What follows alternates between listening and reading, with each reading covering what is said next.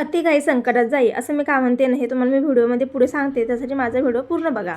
तर झालं असं की कालच्या व्हिडिओमध्ये तुम्ही मला बघितलं होतं की मी आप्पे बनवण्यासाठी ना डाळ भिजत ठेवली होती. सगळ्या डाळी मिक्स नाही का भिजत ठेवल्या होत्या आणि त्याच्यासाठी आज मी सकाळी नाश्त्याला मस्तपैकी ते आप्पे बनवून घेतले. परीच्या टिफिनसाठी सुद्धा खूप सोपं जातं मला हे आप्पे वगैरे असलं की. तर छान सगळे गेल्यानंतर मी माझ्यासाठी आधी आप्पे बनवले आणि त्यासोबत होती खोबऱ्याची चटणी आणि गरम गरम नाश्ता करून घेतला. तर आज मला थोडीशी क्लिनिंग करायची होती. तर बाथरूम घासताना ना आज माझ्या हाताला बाथरूमची जी फरशी असते ना ती लागली होती आणि खूप सारं रक्त गेलं माझ्या हातातून.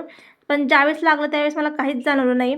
पण त्याच्या संध्याकाळच्या वेळेस आहे ना माझ्या हाताला खरंच खूप दुखत होतं आणि ब्लडसुद्धा येत होतं. ज्यावेळेस लागलं त्यावेळेस मी त्याला थोडी हळद वगैरे लावली होती तात्पुरती रक्त थांबण्यासाठी. पण नंतर मला सूजसुद्धा आली होती हाताला आणि थोडंसं दुखतसुद्धा होतं. तर मग नंतर म्हणून मी पटकन शॉर्टकटमध्येच आज स्वयंपाक केला. मी फक्त वाटाणा भात इथं बनवला आहे.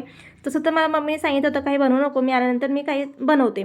पण म्हटलं नको चला तोपर्यंत आपण काय थोडंसं बनवूया. तर मी फक्त भात बनवला, बाकी सगळं मला मम्मीने हेल्प केली. तर मस्त जेवण वगैरे केलं. आधी मी मेडिकलला गेले कारण की मला थोडीशी कणकणी आली होती, थोडंसं ताप वगैरे जाणवत होता लागल्यामुळे. तर आधी मेडिकलमध्ये जाऊन गोळी घेऊन आले आणि गोळी खाऊन आता इथं लगेच झोपणार. त्याच्यामुळे आजचा ब्लॉग मी इथं स्टॉप करते. भेटूया नेक्स्ट ब्लॉगमध्ये. थँक्यू.